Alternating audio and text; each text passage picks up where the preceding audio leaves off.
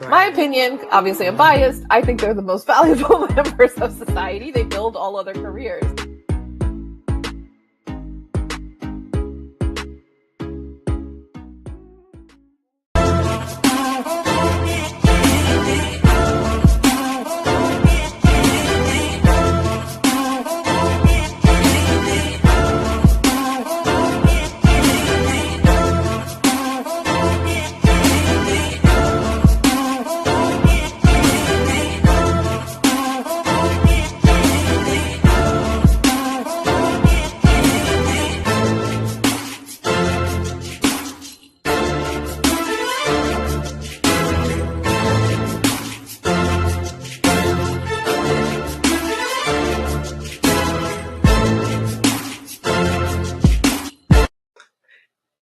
You're tuned into Leadership Beyond Burnout, where we encourage you and your organizations to heal, lead, and succeed.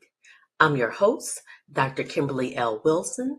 I want to welcome back all of my fired up friends.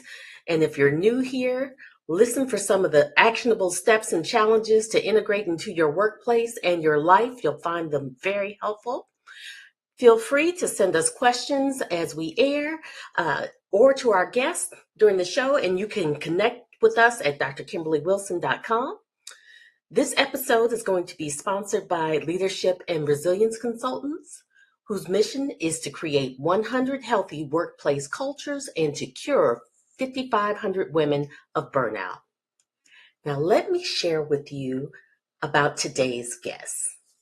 Today's guest is Natasha D Arcangelo. She is a licensed mental health counselor in the states of Florida, Oregon, and Washington, a Florida qualified supervisor, a nationally certified counselor, a certified clinical trauma professional, a certified compassion fatigue professional, a compassion fatigue educator, and a certified forward-facing professional resilience coach and consultant.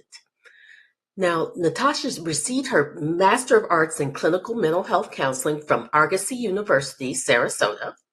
She is also the Director of Clinical Services for Lakewood Residential Treatment Center and the owner of Arcangelo Counseling and Consulting. Her previous experience includes 15 years as an educator, an inpatient psychiatric setting, community mental health, private practice, and mental health tech. She is an international speaker that has presented on various topics, which includes destigmatizing mental health, care, compassion fatigue, and effective techniques for working with teens. She operates from cultural humility perspective and is an ally for the LGBTQ plus IA community let me rephrase that, LGBTQIA plus community. And she's especially passionate about working with clients who are struggling with trauma and anxiety. And without further ado, let's bring on Natasha D Arcangelo. Hello, I'm so excited to be here. Thank you. I'm glad that you could be here today. And I'd love for you to share right off the bat, what is it that you do to bring healing to this world? Well, I'd like to think that every day I try to live up to what's written in my personal mission statement, which is some of the work that I've done in the process of getting all those compassion fatigue certifications. And one of my favorite statements in my mission statement is that I will live my life according to my core value that I am here to help others. And every day that looks different. So some days, like today, for example, it was advocating for one of the residents at Lakewood who happens to be struggling right now, reaching out to their psychiatric provider and, asking, are we really doing the right combination of medications here? Is there something that can be reworked? Here's what we're seeing on a daily basis. But it really varies. Some days it's sharing the joy of the therapy dog Celeste with others. I did the NAMI walk in the community a few weeks ago. So really varies day to day. I'm always passionate about being able to speak to any group of caregivers, anybody that's struggling with burnout, and spreading the message that there is hope out there and there are things that you can do to get yourself to a better place. Mm. Now, I think what I love most about what you said was right in the very beginning, where you give yourself and others the permission to not have to do the same thing consistently. I think sometimes we can stress ourselves out further by like, "Oh, I didn't do the thing today." But I love that you make it so fluid so that Yeah. it's like life. Hmm. Yeah.